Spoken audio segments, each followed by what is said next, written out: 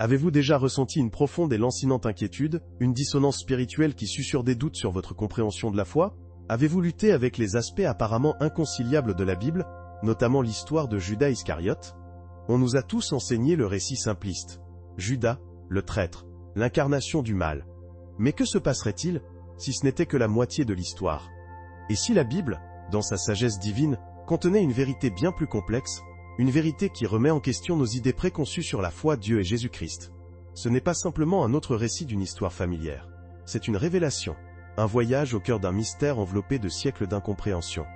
Préparez-vous à remettre en question tout ce que vous pensiez savoir sur Judas et le rôle profond qu'il a joué dans le plan divin de Dieu.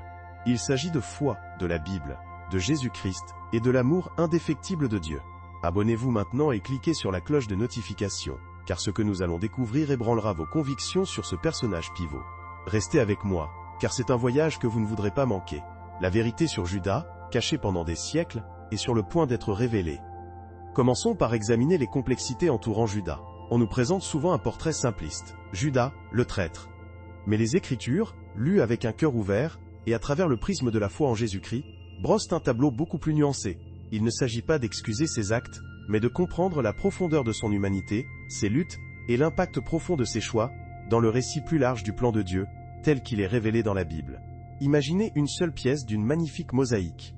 Vue isolément, elle peut sembler insignifiante. Mais dans le contexte plus large du dessin complet, son importance devient indéniable. Le rôle de Judas est comparable. Son histoire, telle qu'elle est révélée dans la Bible, témoigne de la grâce et de la miséricorde omniprésente de Dieu. Considérez les antécédents de Judas. Il était un outsider, un homme d'une région différente du reste des disciples.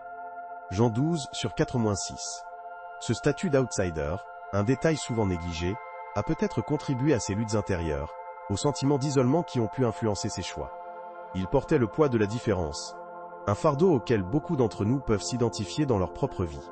Imaginez la pression, l'exclusion subtile, le sentiment de ne pas tout à fait appartenir. Comment cela a-t-il pu avoir un impact sur sa foi, sa relation avec Jésus-Christ et sa compréhension du plan de Dieu? Nous devons regarder au-delà de la surface, au-delà de l'étiquette simpliste de traître, pour voir l'homme, l'être humain, luttant avec sa foi. Et n'oublions pas sa position au sein du groupe. Judas était le trésorier, une position de confiance et de responsabilité.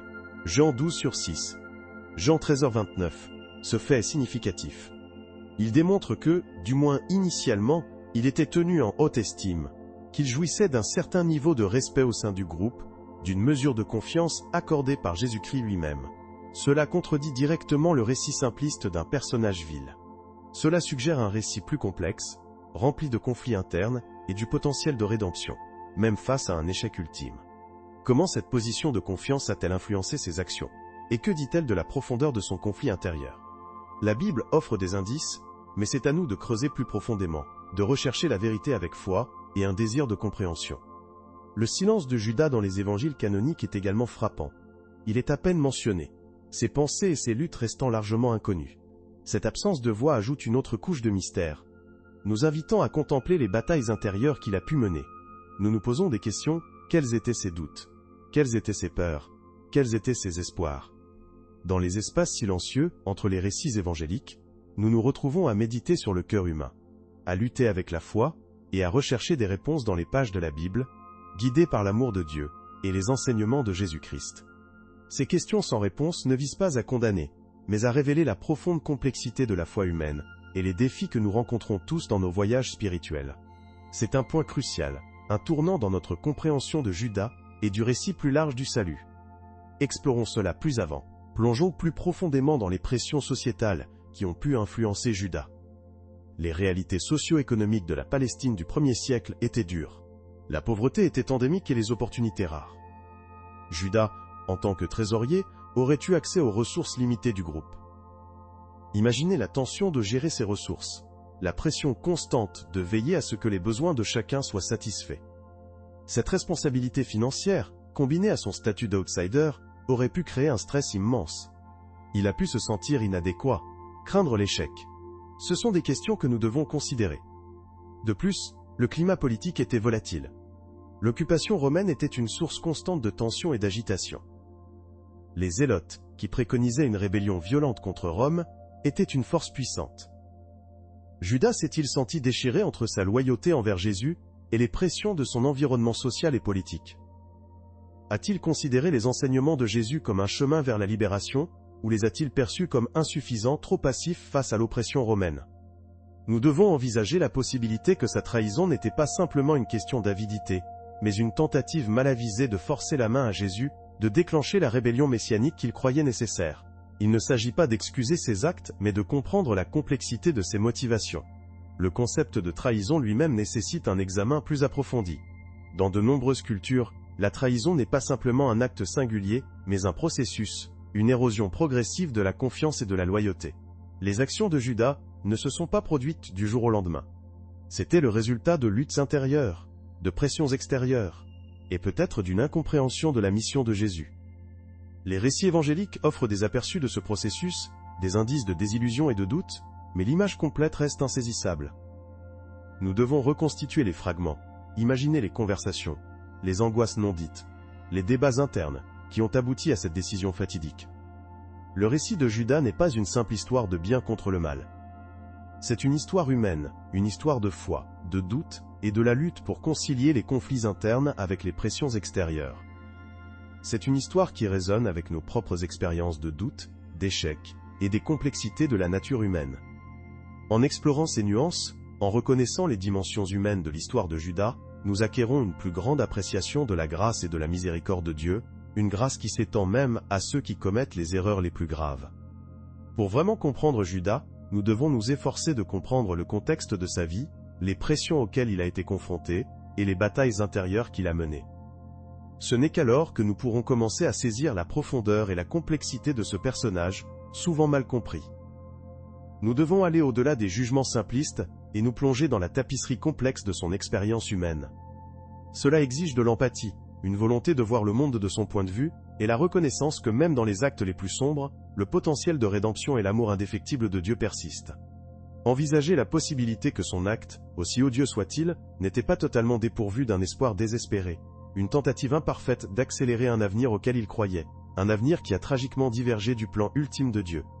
Le poids de cette possibilité, cette nuance, mérite notre attention. Le silence entourant les motivations de Judas est assourdissant. Les évangiles offrent des aperçus fragmentés, laissant de vastes gouffres de conjectures. Croyait-il sincèrement agir dans le meilleur intérêt de Jésus, même si ses méthodes étaient tragiquement mal avisées? Anticipait-il un soulèvement violent, un renversement forcé du régime romain, estimant que seul un tel bouleversement pourrait établir le royaume de Dieu? Ses actions suggèrent un homme aux prises, avec un profond conflit interne, un choc entre sa foi fervente et son espoir désespéré d'une manifestation tangible et immédiate de cette foi. Peut-être a-t-il mal interprété les enseignements de Jésus, prenant la patience pour la passivité, l'amour pour la faiblesse. Nous projetons souvent nos propres interprétations sur ses actions, le voyant uniquement comme un traître, un méchant. Mais que se passerait-il si sa trahison découlait d'une compréhension déformée de la prophétie messianique? Considérez le contexte historique. Le zélotisme était rampant à l'époque de Jésus. Des groupes résistaient farouchement à l'occupation romaine, préconisant une rébellion armée. Judas a-t-il été influencé par ces factions radicales? A-t-il vu Jésus comme un leader potentiel de cette résistance, un révolutionnaire caché attendant d'être dévoilé? Peut-être son acte de trahison n'était-il pas destiné à être un acte de trahison, mais un catalyseur, une tentative désespérée de provoquer Jésus à agir, de forcer sa main, d'initier la révolution que Judas croyait divinement ordonnée. Cette interprétation n'a pas pour but de justifier ses actes, mais de mettre en lumière le paysage sociopolitique complexe dans lequel il a opéré. Sa compréhension de la mission de Jésus a pu être fondamentalement différente de celle des autres disciples. Une divergence enracinée non pas dans la malveillance, mais dans un désir fervent, quoique mal avisé, de libération. Les aspects psychologiques demandent également notre attention.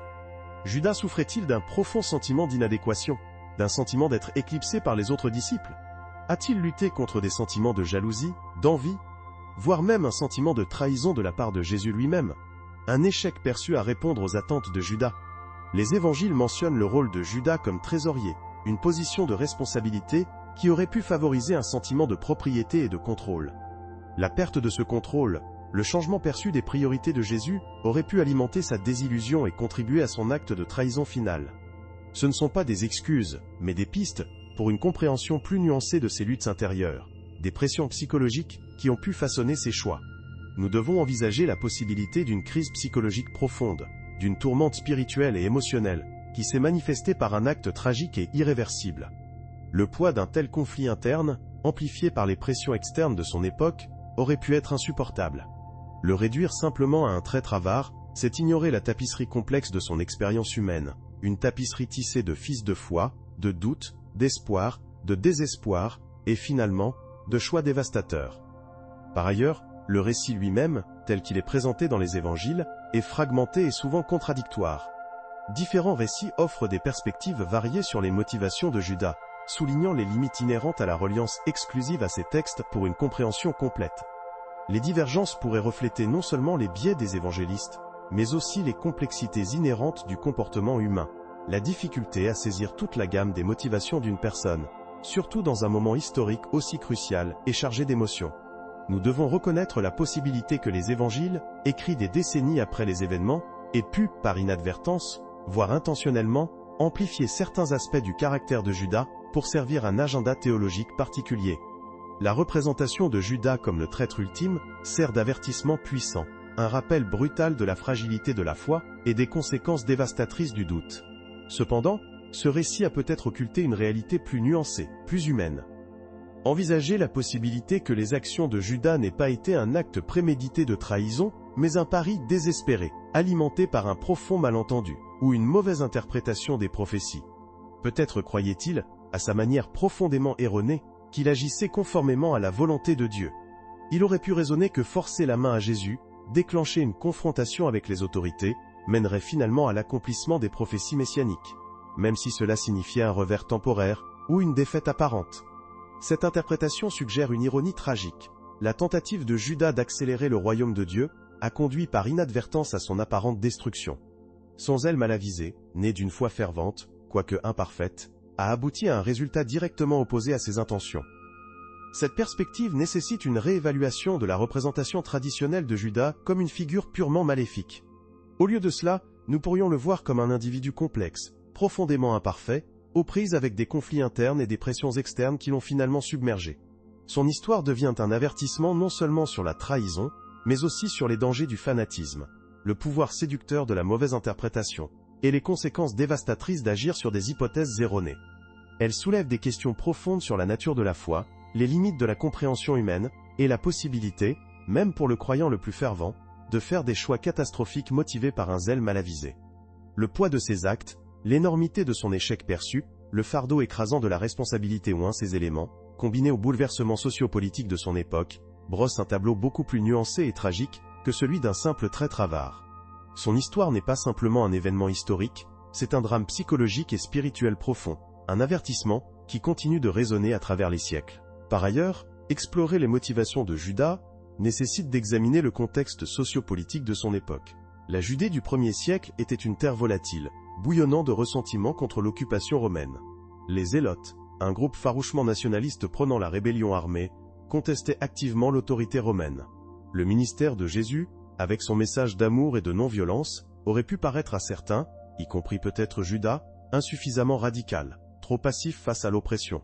Judas, désillusionné par l'approche apparemment conciliante de Jésus, croyait-il qu'une confrontation plus énergique était nécessaire pour libérer son peuple? A-t-il considéré l'arrestation et le procès de Jésus comme une stratégie calculée, quoique risquée, pour déclencher une rébellion plus large?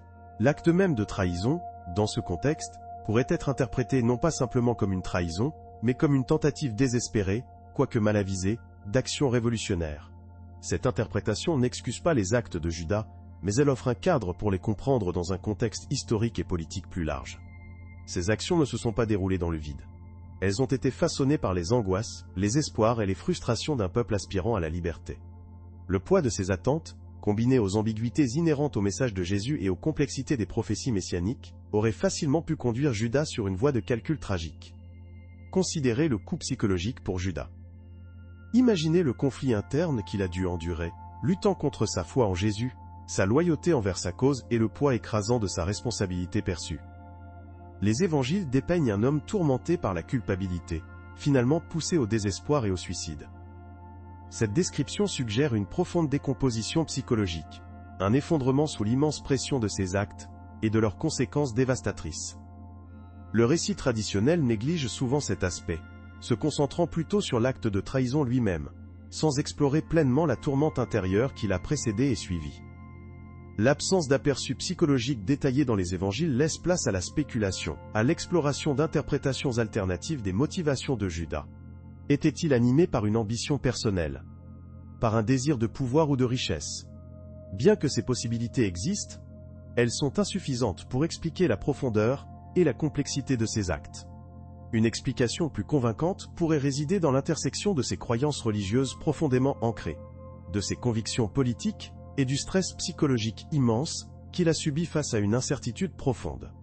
La profondeur psychologique de l'histoire de Judas reste largement inexplorée, offrant un terrain fertile pour de nouvelles recherches et interprétations, allant au-delà des notions simplistes du bien et du mal, pour une compréhension plus nuancée de la faillibilité humaine et des conséquences tragiques d'un zèle mal avisé.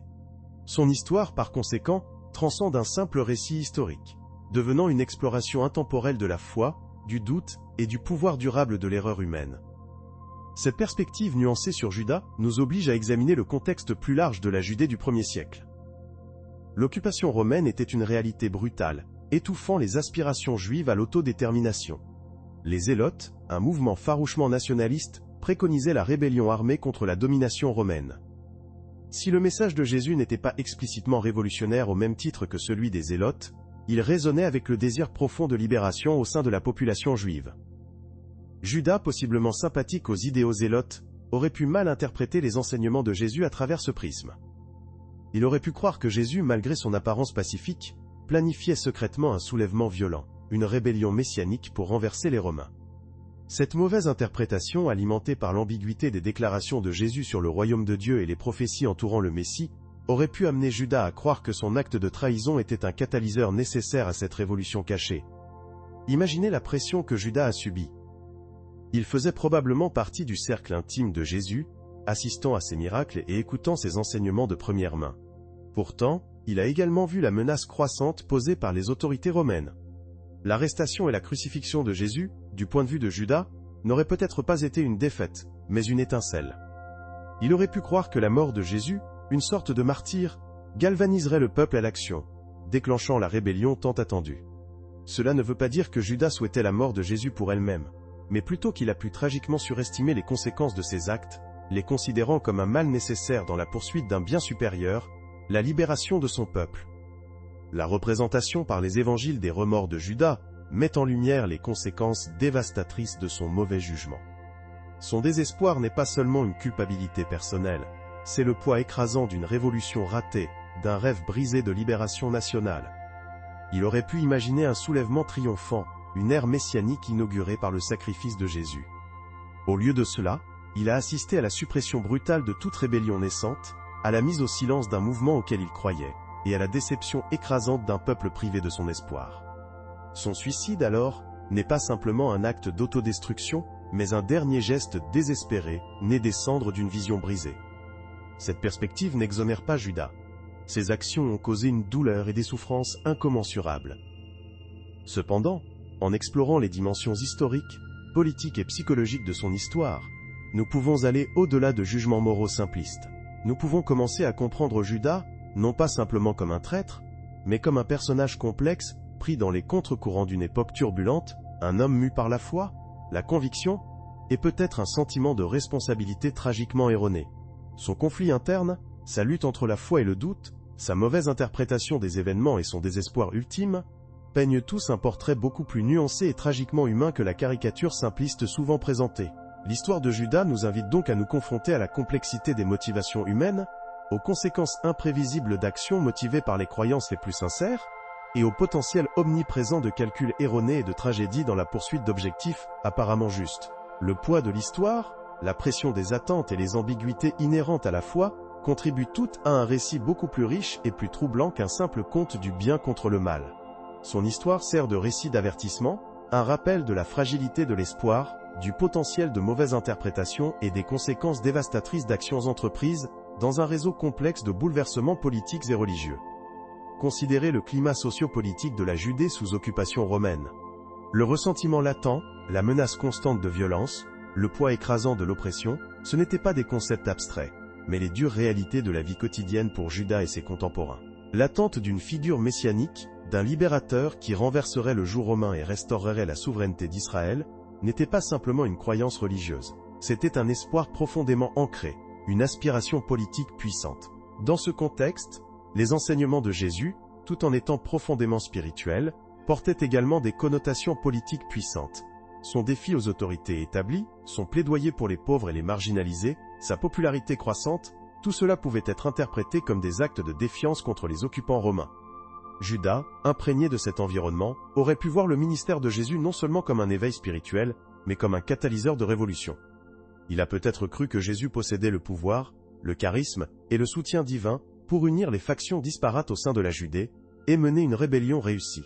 La trahison de ce point de vue n'était pas un acte de traîtrise calculé motivé par la cupidité, mais un pari désespéré, une tentative à haut risque de forcer la main de Jésus, de provoquer la confrontation même que Judas croyait nécessaire pour déclencher la révolution. Il a peut-être mal jugé les intentions de Jésus, croyant que Jésus, malgré sa rhétorique non violente, nourrissait secrètement des ambitions révolutionnaires et ne faisait que gagner du temps. L'arrestation alors n'était pas une trahison mais une tentative mal avisée de déclencher le conflit prophétisé. Imaginez la lutte intérieure de Judas. Déchiré entre sa foi en Jésus, sa loyauté envers son peuple et sa déception croissante face à l'approche apparemment passive de Jésus, il a peut-être ressenti l'immense pression de la responsabilité. Il a peut-être cru agir dans le meilleur intérêt de son peuple, même si cela signifiait prendre des mesures drastiques. Le poids de cette décision, le débat interne angoissant, l'espoir désespéré d'un résultat positif, ceux-ci sont rarement pris en compte dans les représentations simplistes de Judas comme une figure purement maléfique. Ses actions n'étaient pas motivées par la malice, mais par une confluence complexe de foi, de convictions politiques et d'un profond sentiment d'urgence. Les conséquences de ces actes, cependant, ont été beaucoup plus dévastatrices qu'il ne l'aurait jamais imaginé. La réponse romaine à l'arrestation et à l'exécution de Jésus a été rapide et brutale, écrasant tout espoir naissant de rébellion. Le mouvement a été réduit au silence, le rêve brisé. Le poids de cet échec, la prise de conscience que son pari désespéré avait terriblement échoué, aurait été insupportable. Son remords n'était pas simplement de la culpabilité, c'était le poids écrasant de la responsabilité collective d'une révolution ratée, d'une promesse rompue à son peuple, et de la perte d'un espoir qui les avait soutenus pendant des siècles. Le suicide, vu sous cet angle, n'est pas un acte d'autodégoût, mais un acte désespéré et final d'expiation, pour une tentative tragiquement imparfaite de libérer son peuple. Le silence qui a suivi la crucifixion n'était pas seulement l'absence de son, mais le silence assourdissant d'un rêve brisé. L'absence de la révolution promise était une tragédie bien plus grande que la mort d'un seul homme. Considérez le contexte historique. La Judée du 1er siècle était un baril de poudre, bouillonnant de ressentiment contre l'occupation romaine. La taxation oppressive, la menace constante de violence, l'humiliation de vivre sous la domination étrangère, ce n'étaient pas des concepts abstraits, mais des réalités quotidiennes pour la population juive. Les différentes factions, les zélotes, les pharisiens, les sadducéens, nourrissaient toutes leurs propres agendas et stratégies pour faire face à Rome, mais un fil conducteur les traversait toutes. Un désir de libération. Judas, profondément enraciné dans cet environnement, aurait pu voir les miracles de Jésus non seulement comme des interventions divines, mais comme des démonstrations de pouvoir qui pourraient être exploitées à des fins politiques. La guérison des malades, le nourrissage des multitudes. Ces actes n'étaient pas simplement des actes de compassion, c'étaient des manifestations d'autorité, la preuve d'un leader capable de pourvoir à son peuple d'une manière dont Rome avait manifestement échoué. Imaginez les conversations que Judas aurait pu avoir avec ses compagnons révolutionnaires, les débats chuchotés dans des pièces sombres, les plans murmurés pour un avenir libéré de l'oppression romaine. A-t-il partagé sa conviction croissante que Jésus était le Messie, non seulement au sens spirituel mais comme un libérateur politique?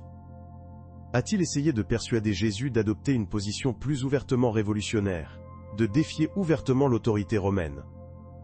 Les évangiles n'offrent qu'un aperçu de ce monde, mais nous pouvons imaginer la tension, la frustration, l'espoir et le désespoir croissant qui ont dû alimenter les actions de Judas.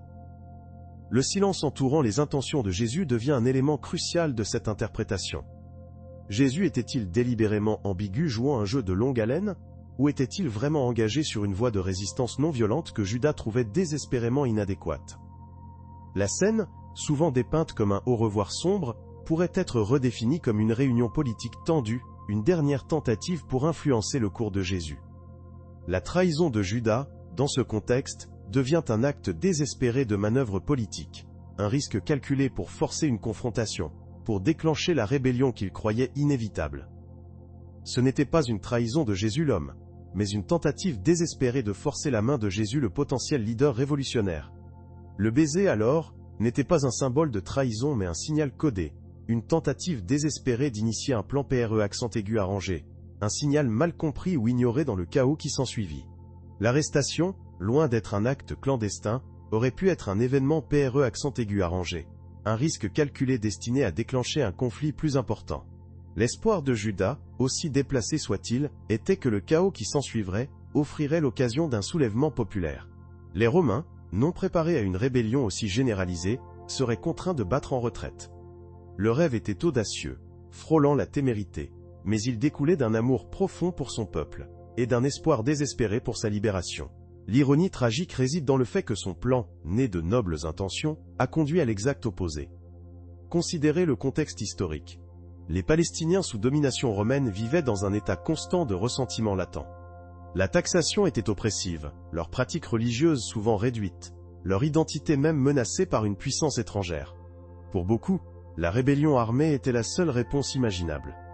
Des groupes comme les Zélotes prônaient ouvertement le renversement violent de la domination romaine, se livrant à une guérilla et à des assassinats. Judas, profondément enraciné dans cet environnement, aurait pu voir les miracles de Jésus non seulement comme des manifestations divines, mais comme de puissants symboles de force militaire potentielle, la preuve d'un leader capable de galvaniser le peuple à l'action. Le nourrissage des 5000, par exemple, n'était pas seulement un acte de compassion. C'était une puissante démonstration de prouesse logistique, la capacité de subvenir aux besoins d'une grande population, une compétence essentielle pour tout leader aspirant à une rébellion. La guérison des malades, de même, pouvait être interprétée comme la manifestation d'un leader capable d'inspirer l'espoir et la résilience, des ingrédients essentiels à une insurrection réussie. Imaginez les conversations entre Judas et ses associés. Il peut nourrir des milliers de personnes, il peut guérir les malades, il peut inspirer la foi. Il est celui qui peut nous mener à la victoire. Le silence entourant la position politique de Jésus devient de plus en plus significatif. Jésus jouait-il un jeu dangereux d'ambiguïté calculée, sondant le terrain, attendant le bon moment pour révéler ses véritables intentions? Ou était-il vraiment engagé sur une voie de résistance non violente, une stratégie que Judas trouvait tout à fait inadéquate face à la brutalité romaine? Cette ambiguïté, ce silence profond, devient le terrain fertile du pari désespéré de Judas. La scène alors prend une nouvelle signification. Ce n'est pas seulement un au revoir sombre, mais une réunion politique tendue à enjeux élevés, une tentative désespérée de forcer la main de Jésus, de le pousser vers la rébellion ouverte que Judas croyait essentielle au salut de son peuple. La trahison, sous cet angle, n'est pas un acte perfide, mais une manœuvre tragiquement mal calculée. Le baiser, loin d'être un signe de trahison, aurait pu être un signal convenu, une tentative désespérée de lancer un plan, un message codé perdu dans le chaos qui s'ensuivit. L'arrestation elle-même aurait pu être un risque calculé, un événement prémédité destiné à déclencher un conflit plus important. Judas, croyant peut-être avoir l'approbation tacite de Jésus, anticipait que la réaction romaine enflammerait une rébellion généralisée. Les Romains, pris au dépourvu par un soulèvement soudain, seraient contraints de battre en retraite, laissant la voie libre à une nouvelle Judée indépendante. C'était un pari, un plan audacieux et risqué, né d'un amour désespéré pour son peuple, et d'une profonde croyance en son potentiel de libération. L'ironie terrible est que ces nobles intentions ont conduit exactement au résultat opposé, une défaite écrasante qui scella le sort de la rébellion naissante et changea à jamais le cours de l'histoire. Le silence de Jésus, son engagement indéfectible envers un chemin que Judas percevait comme passif, reste la tragédie centrale de cette réinterprétation. Le poids de ce silence, les mots non dits, les occasions manquées, pèsent lourdement dans l'air, témoignage de la complexité de la foi, de la politique, et des terribles conséquences des erreurs de calcul. La trahison de Judas, alors, n'était pas un simple acte de traîtrise, mais une tentative de révolution tragiquement imparfaite, un pari désespéré né de l'amour et du mauvais calcul. Le silence de Jésus, son chemin énigmatique, reste le mystère central, façonnant à jamais notre compréhension de ce moment crucial de l'histoire. Pour explorer plus avant cette interprétation, abonnez-vous à notre chaîne pour des analyses plus approfondies, et partagez vos réflexions dans les commentaires ci-dessous. Décortiquons ensemble l'énigme de Judas.